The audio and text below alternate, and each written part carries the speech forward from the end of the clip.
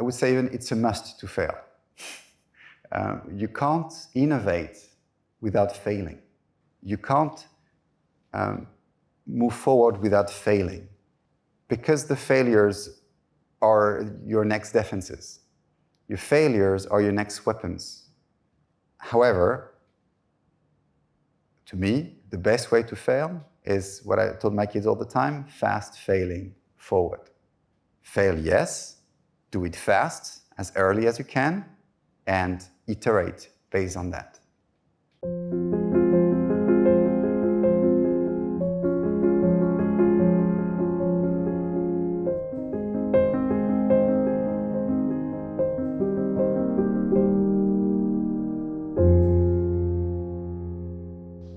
So I'm from an entrepreneurial family back from 20th century, where people came from different countries of Europe and then settled in France. And because of the context of arrival, they needed to create and to create by themselves, for themselves and for their families. So they became entrepreneur by need and then by passion.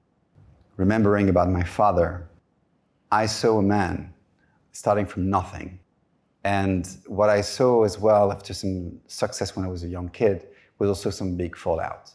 When we went through, I would say, a couple of bankruptcies.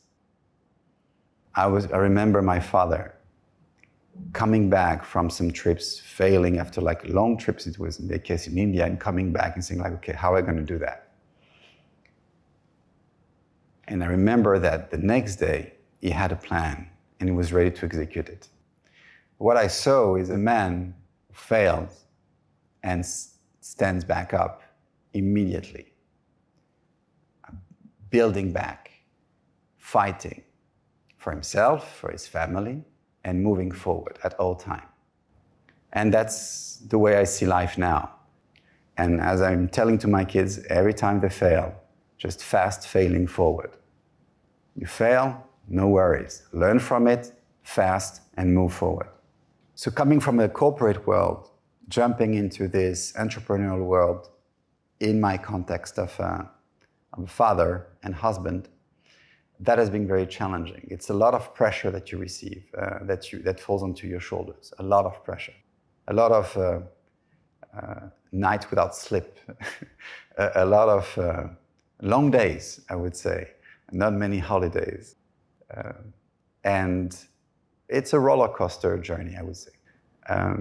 I remember like a few months ago, almost a year ago now, we were going through a fundraise. And it was a long fundraise, like something like 12 months.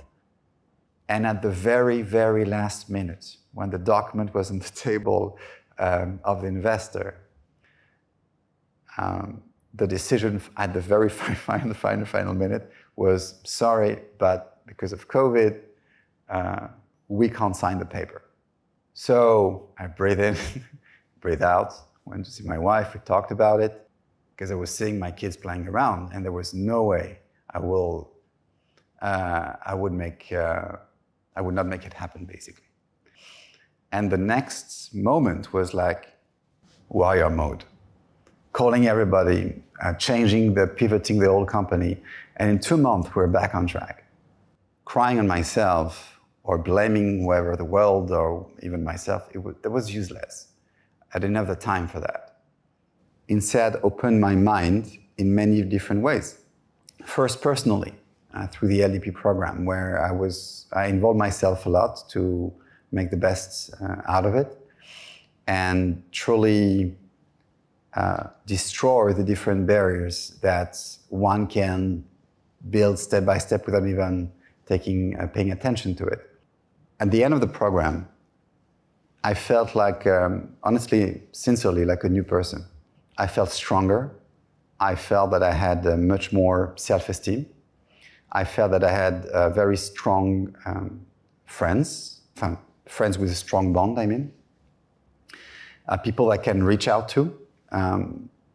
It's very easy as an entrepreneur to fall in stubbornness and to believe in oneself so much, or just to forget the biases you have and just heading to the wall. So having this surrounding, having this ability to reflect, I think it's critical. It's critical for success. I would never have gone so far without my family, my wife and kids and parents. I would have never gone so far without the learning that I had before, failing before, and learning how to learn from that as well.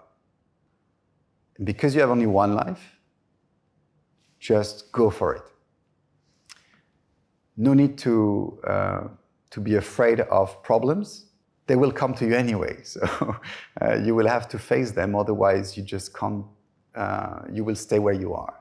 If you really have an ambition, just fight for it and bring the right people around you, and finding yourself more and more through this journey and being happy about it. Being happy and proud about what you're achieving every single day.